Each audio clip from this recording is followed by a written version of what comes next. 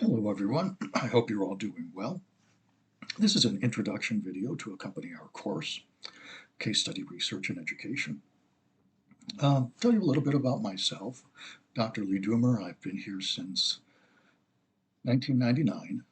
I'm a professor with educational psychology.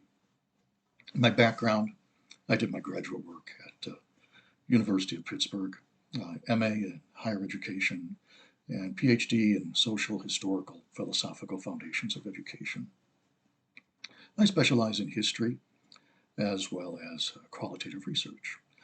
I developed this course some years back when it occurred to me case studies were probably the most commonly used uh, dissertation strategy in our college. I thought it would be good to have a course built around that. The course, as you probably noticed, is very process oriented. You'll conduct a small scale, and by small scale I mean 3, 4, 5 participants is enough. Very small scale case study using a case study strategy, type of case study, different types of data collection, different types of data sources. And then from that, write up a case study as you would for a journal article. The idea is to give you a sense of what it looks like to go through the entire cycle of a research project, from developing research questions, begin to plan it out, collect data, write it up, etc. You have a sense of the whole process of a qualitative study, particularly qualitative case study. Um, as we go through, you'll find a lot of the material is based sequentially to help you develop that case study, starting from developing research questions. You'll also find a learning module on the case studies. I've tried to include as much information I can in here, and I know it's a lot to digest, a lot to read, but it's all there to help you succeed. So I really encourage you to take the time to engage in the readings, as well as look at the learning module, how to prepare a case study. You'll have several drafts due at different points. People always ask, are the drafts graded? No, they're not. The reason I do that is because I don't expect anyone to get these drafts completely right. The point of them is for me to provide you with formative feedback along the way to guide you toward a really solid final project. That's why I don't grade. I don't grade them. I will provide you with timely feedback so you can make revisions for your next draft. But the idea is to use formative feedback along the way to really direct you toward a good, strong product. The other main component of this class is discussions. And this is probably the easiest part of the class. Once a week, make some kind of post related to what we're doing, talking about. You can you have a lot of freedom in terms of how you want to do this. You can talk about your reflections on the readings for that week. You can talk about your reflections and your experience working on your case study, some challenges you have, share ideas with other students. You have a lot of freedom in terms of how to use those discussions. If you'd like to use them in a way that is formative in terms of developing your case study, by all means do so. You're welcome to do so. And then respond to one other person's post. I'm a pretty easy person to get in touch with. Phone, email. If you'd like to meet on campus, that's my preferred.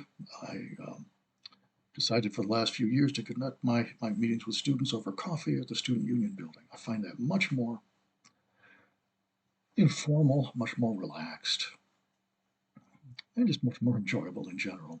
Partly for that is because I've been teaching online for the last decade, and I miss being in the classroom. It's really my favorite part of the job.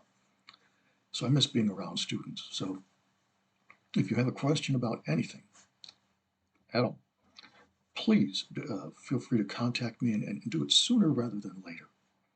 And please also don't think that you are imposing on me. You are not imposing on me at all. I miss being in the classroom. I miss the contact with students.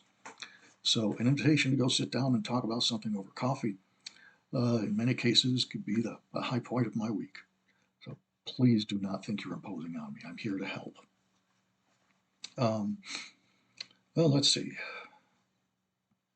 Talked about Pittsburgh, best 5 years of my life. In my free time, I wish I had more of it. I enjoy spending around the house, gardening, doing home improvement projects,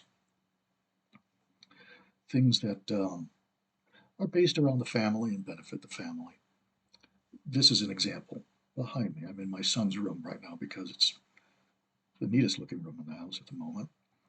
Um, that wall unit my son and I built out of separate pieces that we assembled together and modified and to make it look like one large wall unit at the head of his bed.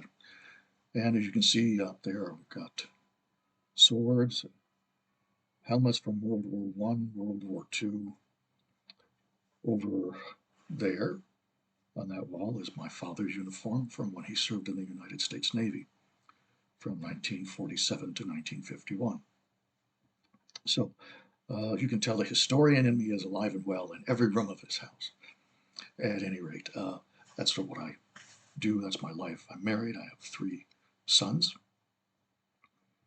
My youngest is in high school. My oldest is on his own. My second son, unfortunately, died after his first birthday in 2005. So he's not with us anymore, but he's still a daily part of my life and still my son. So that covers really the introduction of the course and a little bit of background about myself. Please tell us about yourselves when you introduce yourself, and tell us a little bit about what you're looking to get out of this course and what brought you to this course. What kind of choices brought you here? None of us have to be here at this point in our lives. None of us take any courses that are required because everything we do here, just being here in graduate school, is optional. But it is a great choice. At any rate, please feel free to reach out to me. You know where I am, and I'll be in touch. I look forward to your drafts and reading your introductions. And a good semester. Bye for now.